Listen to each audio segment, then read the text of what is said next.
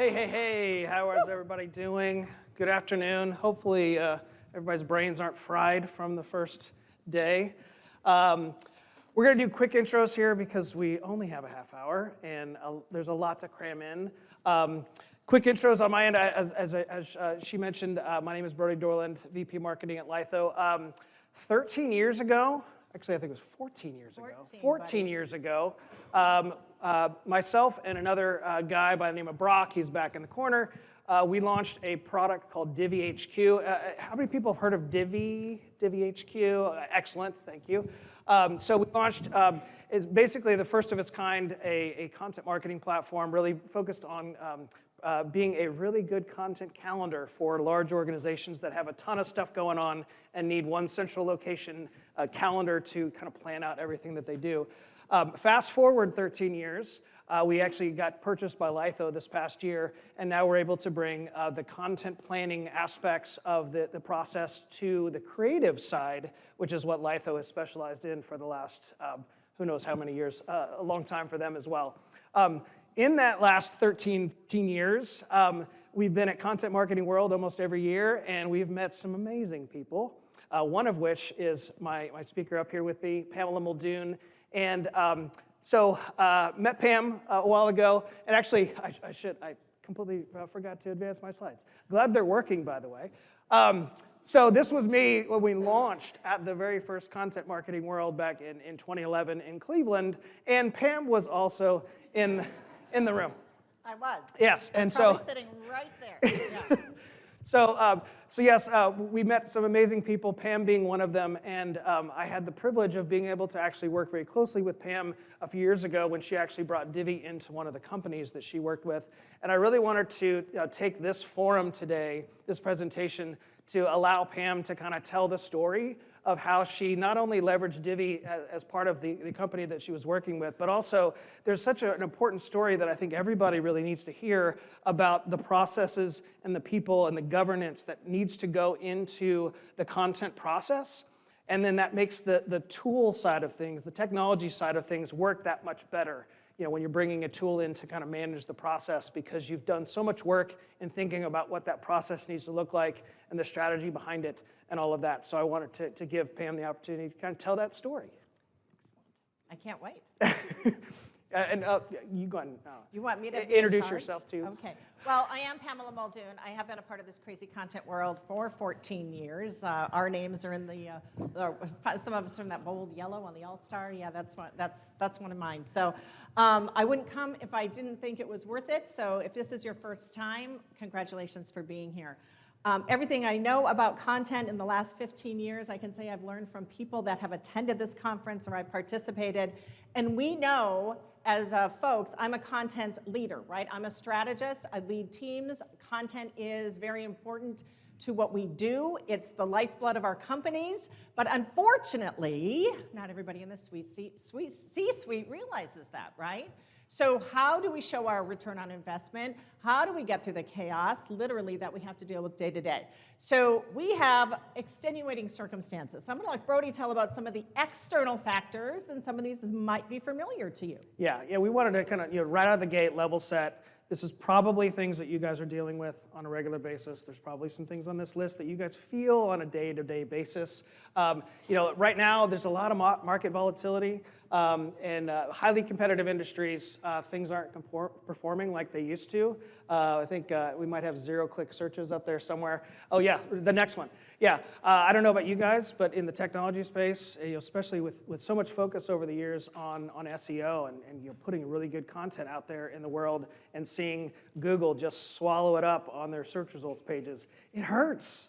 It hurts, man.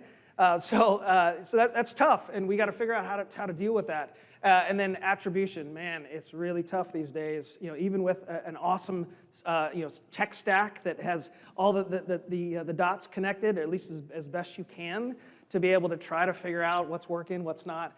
It's just really tough. And then there's all kinds of other internal factors. The internal factors. Okay, doing more with less, but the expectations have not changed. How many of you have dealt with layoffs in the last 18 to 24 months in your company? Raise your hand. And did you guys get a raise and a new title? Wouldn't that have it? No? Okay. All right. So expectations don't change, but the internal factors of how you're working has changed, right? Our strategy, very loosely, is collecting dust in a folder. Now, I'm old enough to literally have the white binder on a shelf, okay? But a lot of you probably have had these great strategy meetings or conversations. A folder, it sits and no one really pulls it out. It's kind of like the personas or the journey alignment conversations. They kind of get dusty after a while, and then you feel like a content vending machine. So how many of you are in a shared service model where you're getting action or requests from multiple departments and people and you just create a thing? Yeah, you're part of the factory. Okay, been there. Lack of defined process and workflows, and that's really the heart and soul of what we're going to talk about today. And so many tools, right? So of course we're going to talk about another one, but it's not a project management tool. It's an actual content editorial calendar, and it is made for us, and it's amazing. So many tools. However, let's not forget everyone's new favorite. Now we're about to get RoboCop. That means they're taking your jobs, by the way, robots. RoboCop fans? Yeah, it still holds up. 1987 movie still holds up. So of course, this is part of our problem now, is we're also dealing with executives that want us to start using AI or just do it or get it done, but there isn't process, workflow, governance, and taxonomy to make sure that you're doing it properly to the best of your ability or testing and measuring any of this, right? So what can we control? What can bring clarity? So what we want to talk about over the next few minutes, and I am going to literally tell my story of how we built strategy, a better process, and we incorporated governance. We look at those three elements as really key to any of the processes and workflow improvements that you have to make as a content development team. Now, I'm going to talk about content development. I'm going to get really specific with a type of content or process that I helped my team work with.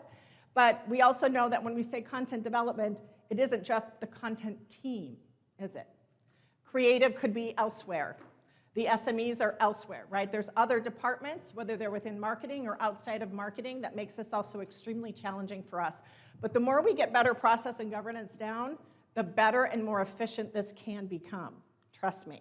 And your leadership, if you are leading this team, understanding that is so critical. You are leading many times a bunch of creatives, right? Folks that are writers or editors. But you're also leading through how to network, how to be diplomatic with each other, how to build out a process when you're all over the map, maybe literally a global map, right? So when you lead this team, it's even more important that you understand this because you are their leader to get it done, okay? So let's talk about that. So one of the areas that I personally love to work in is change management. I know, crazy. One thing is constant, and that is change, right? If you've ever gone through a process of adding a new tool or software globally across an organization, you know how painful this can be if change management is not part of the conversation. Getting buy-in from all the stakeholders, getting the proper training, information, et cetera. Well, I don't care if it's a big, huge technology project or something like incorporating a new way of doing your content editorial, you cannot make any successful change unless you know your current state. So, this is where I'm going to start putting the mirror up. How many of you can honestly say that you've documented every single workflow of your content types? We got a couple. Good. High five, high five, high five. Fantastic. And for those of you that didn't raise your hand, it's okay. Do you see you're among friends? You're among friends. This is not something that's easy. If it was easy, more people would do it, right? But it is a very simple part of the process, your current state. So let's talk about this. I was director of content strategy for a B2B tech company. We all know what happened in B2B tech the last couple of years, yeah? Okay, so I'm on my own now. However, when I was involved with this team, we had a pretty good sized team, and we were in different parts of the United States, and we also had a global presence, especially in the UK. So what I'm going to talk about today is where we started, what we did, and then some of the results of that, because we only have a short time together. And I'm going to specifically talk about one content type in this process? Our blog calendar. It's a pretty universal calendar. It's something most companies still have, which is great, right? Gets the information out. So where we started, we had no formal editorial calendar. We didn't even have a spreadsheet calendar, okay? It was pretty kind of we had an editor/writer who was actually kind of in charge of the calendar, but it was done from her desk, really, okay? No alignment to overall business objectives. Now, caveat, asterisk, this does not mean it didn't do well. It was still very high performing because we had great writers and great SMEs, right?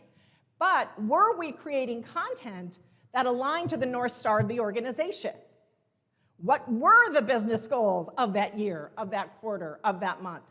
Could my team actually say them? At the time, no. Using Slack and email to work with SMEs on input. All right, again, we're amongst friends. How many of you get your ideas off of Slack because somebody sent it to you? Can you do this blog for me, please? I have an ebook we'd like done. Can I send it to you in an email, the ideas? Yeah? You're amongst friends, guys. It's okay. It's okay. We've all been there.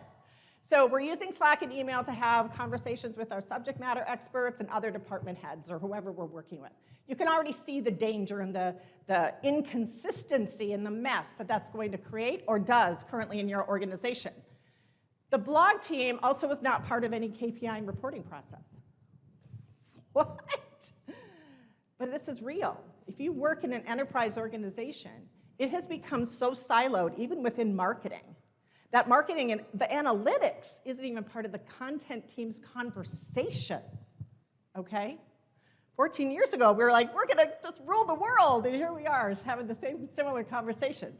So that's where we are. We weren't part of the KPI process, and we weren't part of the reporting of those KPIs for ownership. There's something about being able to have a slide or two and tell the executive team, my hair is, sorry guys, it's always the thing. To tell the executive team, this is what we did. There's pride in that, right? There's ownership in that. So we knew that we had to take our really great blog and start to create some organization. We needed strategy, process, and governance. Where we're at with time, okay. So what did we do? First, because you have to take your first step, we gathered information. That is the first critical part. You have to manage the scope of change, create buy-in, and listen for the needs across all stakeholders. Now, there's a couple of ways you can kind of start doing this. The way that our team did it, we had a pretty small, agile content team, per se. So we started the conversation first, just our team. We're not getting any of the outsiders involved yet, right? Because change is scary. And we started to talk about where do we want to go from where we are today? What's missing? So we documented process to our best ability, that first draft, right? The workflow steps. We even created a mission and a vision statement just for the blog. And I had my team do that because I wanted them to own it. They wanted to own the content. Why also is it important? For guardrails. If you let anybody and everybody in your company have a blog, then what's so special about it? When you start dictating the guardrails, it actually improves your content exponentially. Process and workflow. We took our lack of structure, we created our improved process. Now, it says here we took intake to the team review of ideas, SEM input, workflows. Let's talk about that for a minute. So first, I had the content team talk about the steps from ideation, and it's what we're doing today. Ideation. Sometimes I get it off of Slack. Sometimes I get it. This is the mirror, guys. This is the ugly part of the process. And a lot of us don't like to do it because we have to admit that it's really, really broken, right? What are we doing today? But let me tell you, I can't change something if I don't know it's happening.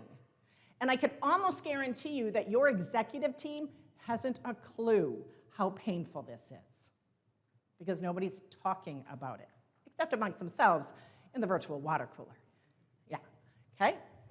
So we took a lack of structure to improve the process from the intake, how do we get the ideas, to the SMEs. We worked in a very specific regulated topical area So our SMEs were deep SMEs, right? You can't just have just any writer create some of these things. You had to have input from the subject matter experts in your company. Most of them want to help, they just don't know how, okay? So by creating process, you actually make their job so much easier, okay? And we documented everything, so current state. Then we set strategic goals. So like I said, in this particular instance, I wanted to start with the blog because it was the one content type our team owned. We didn't own any other content type. We didn't own ebooks. I'm gonna cry. We didn't own white papers, right? Somebody else was telling us to make those things, but we didn't ideate them from our strategic vantage point. That's very important, okay? But the blog, we had better shot at that. So let's start with the easiest, lowest hanging fruit. So we wanted to make sure we understood the North Star. And this was really the first time that we, as not only our blog team, but our content team in full, started to connect the dot between what the business's objectives were for whatever 20-year it was, what is it we need to break down per quarter, et cetera. So that means if you don't have that information, your leader needs to get it. It's your leader's job to ensure you know that. And that should be part of your meetings. What is our bigger objective? Because we know content is the lifeblood of everything, and we know they want us to make it, but what if we actually made it with more alignment? Woo, crazy, right? So we actually went ahead and did a goal of a 90-day, this is our stretch goal, our goal, a 90-day editorial. That means we topicked out 90 days with a 30-day revolving detailed editorial, okay? Because 90 days for a lot of companies, especially enterprise, it causes literal heart palpitations. We don't even know what we're doing tomorrow, let alone 90 days, right? But it's a mindset thing, right, guys? It's a mindset thing. If I can get them to think 90 days, we at least have a start to some future conversation and get in front of it versus reacting to it, right? And then we had the rolling 30 days. Every 30 days, we got more detailed with that month, with what we're doing. Okay? And then the communication plan. I could probably do an entire session on communication plan because it's really a change management plan, okay? When you have a company of hundreds of people that are going to be involved in this change, you can't just flip the switch and say we're doing it on January 1st. We actually started a process where we had live training sessions that we had put on the calendar so people could participate. We recorded those sessions. We put it on the intranet. We gave people grace if they screwed up for the first few weeks, right? And just kind of edge them to the real deal. This is how it's going to go. So that by the time we flipped the switch, we were already doing it. Okay? Wanted to add some color here. On the previous slide, that she was talking about some of these strategic goals. And I think this is an opportunity to dig in a little bit deeper. When you think about your North Star, then you've got multiple levels of kind of how the strategy is going to kind of the leveling down when you actually get to a piece of content and the way in which it has strategic alignment with the rest of the strategic chain, if you will. So, if the top of the food chain is you're going to be your North Star, then you might have your mission, your pillars, corporate pillars, those kinds of things. You might have specific business objectives in different departments and those kinds of things. But then as we keep going down, we actually want to be thinking and having conversations with our leadership to understand things like our buyer stages. Things like our audiences, our different verticals, it might be really important to map out and really think about it. And I think this is probably one of the easiest ways to think about it. When you think about, okay, Q4, we have to map out the content we're going to produce for Q4. And whether it's just an individual channel like the blog, or it's going to be across all of your different content types. What percentage of all of that content should be top of funnel versus mid funnel versus bottom of funnel? And that's just an example. What about audiences? If you have 3 major audiences that you are targeting on a regular basis, what should that ratio be in any given time period? Again, if we're thinking Q4, okay, if target audience A is our strongest ICP, B and C are a little bit under that, okay, our content should reflect that. And we should have a tool in place with that data connected to the individual content pieces that can help us understand whether we're hitting on that alignment or not. And if you don't have something like that in place, I know a guy. I know a tool. I know a guy. Yeah. But just using those as an example, right now, going from DiviHQ, which was one product, and then we got acquired by Lytho, we now have 6 products that I am responsible for marketing. I need to understand which one I need to focus on the most. When I think about that 100% of bandwidth that I have, what does that ratio look like across those 6 products? There's going to be products that are our lifeblood, bring in the most revenue. We have the best market share. We obviously need to focus on those more than the others. So we need to make sure that we are aligned with that, and that should kind of carry through the tools and platforms we're using and our overall strategy of how we're planning things. And in B2B, this is a very common challenge, right? I mean, I'm sure there are many of you in this room that have multiple verticals, whether it's audience, industry, combination of both, right? So we had the same issue. We had our small business, we had our mid-market, we had our enterprise, we had multiple verticals within that. Oh my gosh, it got really crazy. And you have to slice and dice. You also have to be okay with kind of, iterating it as you go. But if you have a North Star to work with, who brings us the most money? They get the most attention. Even something that simple can help you manage expectations of everybody else as well. So what were some of the results? The proactive planning, it's such 2 simple words, but they're so not simple, right? This is actually an example of a Divi intake form. Just the simple fact that we had an intake form and no longer allowed Slack or email was life-changing. Literally life-changing. However, like I said, we had our 90 days of kind of communication plan. Oh, no, go here. So instead of constantly, no, we don't do that anymore. Well, we love your idea, but if you could just fill out this short little form, it'll get in the queue, right? You do that enough, people will respond, and then you have to understand what their concerns are with this. Well, how do I know where it's going? People are control freaks, right? How do I know where it's going to go? And that's where you have to have a team that's willing to have a process of ideation review, including the SMEs. Here's a little secret. This intake form was not the deciding factor. It was just to get the idea. Then we set up the call with the SME, talked it over, and worked it out. But this alone is life-changing. 90-day editorial plan. So we weren't able to, it took us a full, just so you know, it took us a full time, like about 10 months for us to accomplish this. So this is not an overnight sensation by any stretch. However, we were able to consistently create a 90-day editorial, all verticals, all audiences. Some maybe got 5 or 6 blogs a month. Some maybe only got 1, right? Because of the size of whatever they brought in terms of revenue or the size of our market share. And we were able to get that with the intake form and the ideation process. Here's the other thing. Your stakeholders now have access to see what's coming up. Do you know what excites a stakeholder? When they know what's happening. Oh my gosh, they get really excited, and that's part of the buy-in to keep doing it. Strategy and goals, okay? So by managing your subject matter expectations, then you get all your verticals and all of that kind of taken care of. We already had a goal. We were pretty consistent. But I said, let's set an actual goal for our production. We'll do 3 times a week with a stretch goal of 5 days a week.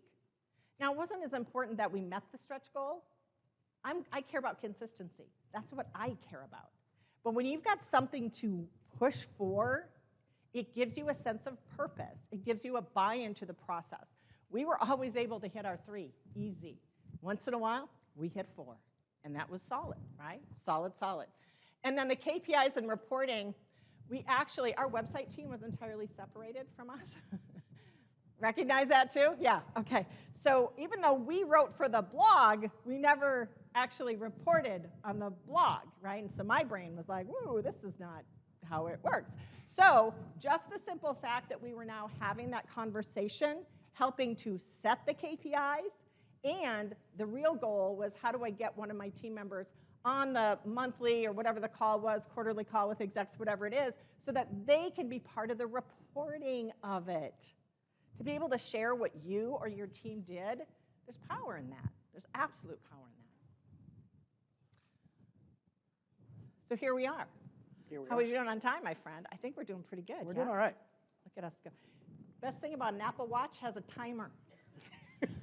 I bought a really expensive watch for a timer. What the heck? So here's our recommendation for you before we take a couple minutes here for questions. You can do this. Any of you can start to do this. Change. The only way to make change is to know where you currently are. So I'm a big action. Let's do something as soon as we get away from San Diego. My God, it's so beautiful here. But when I get away from San Diego, what can I do and do immediately? Lead from where you are. Pick one project, initiative, content type, like we picked the blog, right? Maybe you pick a content type. Maybe you pick something with an audience. Pick something, right? Map out the current steps and get ugly. Be honest with yourself. How long does it take? Here's the deal. What are the results I didn't mention? If any of you work in enterprise, you know what I'm about to say is not shocking to you. Our SLA, our service level agreement, on an average before we did all this, from blog ideation to publish, was about 14 to 16 days for one blog.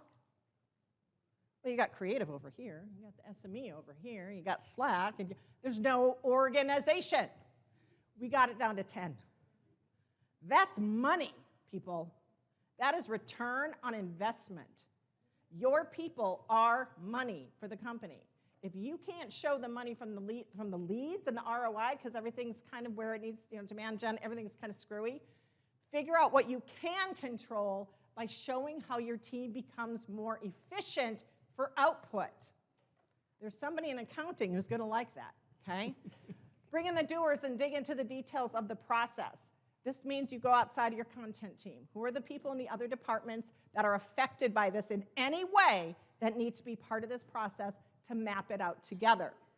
And then deduct the gaps and identify opportunities. So that's why I say you got to get ugly.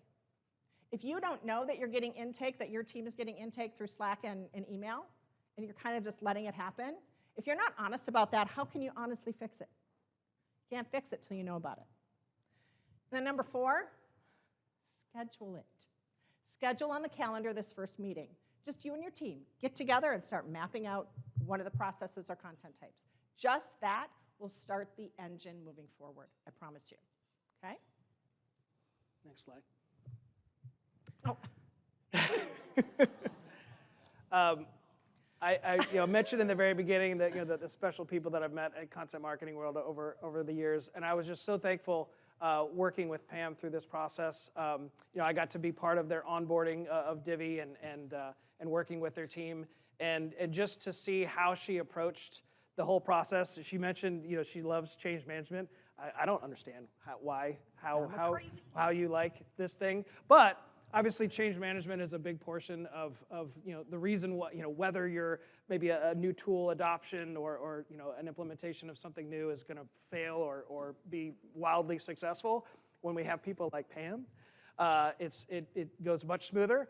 I hope you guys can be the Pam in your organizations. Really, that's where it comes down. And one of the very first slides we talked about your leadership is a big part of success and failure.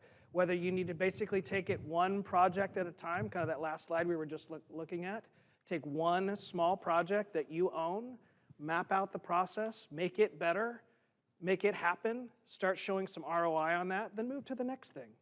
You don't have to try to boil the ocean all in one fell swoop. Well, and that's a process, whether you use Divvy or not, it's a process you have to do before you put it in a tool. You have to do it. Yeah. The tool is not magic. The tool helps you keep the dull roar of chaos at an arm's length. But you still have to go through the process, the painful sometimes process of communicating with your other departments and other leaders and all of those things. So do all the work, then build the right process into the proper tool that's built for content. Project management tools are not built for content. Okay, that was an opinion. Sorry. Alongside Divvy, which is built for content teams, I mentioned Lytho buying us. We do have a whole bunch of other things that are really more built for the creative side, design teams, video teams, that kind of thing. So it's been a really interesting over the course of the last several months bringing our two teams together with with Divi being more on the content operations side and Lytho being more on the creative operations side. All these people work together, they collaborate every day, but they're all in different systems. They're still more siloed than they need to be. When everybody's working in one system, hopefully, we can streamline the entire process as much as possible. I'd love to talk to you guys if you have any interest in learning more about any of that. Oh, and we do have a 20% off discount for any Content Marketing World attendees. Yeah, you can get a 20% discount for life. It's not something we're going to give it to you and then yank it away the next year. So yeah, feel free to scan that. And then also... Yes, so I work with a couple of smart, super amazing content ladies, Erica Heald and Carmen Hill. We are launching Chaos, Content Academy for Operations and Strategy. Chaos. Get that, right? Okay. And we are, you probably have a little flyer or postcard in front of you. I didn't want to fight QR codes with Brody. So there is a QR code for a content maturity assessment. Just a short, simple, 15, 16, 17, 20 questions. See what I mean? This is why we all work together. Yeah, maybe so if you can take that, that will give you a benchmark or at least a sense of where your team is today. And then we're going to be providing you some resources and tips and information and things like that if you do that. So that is what we have. And we have those little postcards around, the beautiful pink postcards. So we appreciate if you could do that. And with that, I think we're out of time. I think we are on time. Thank you. Thanks, everybody.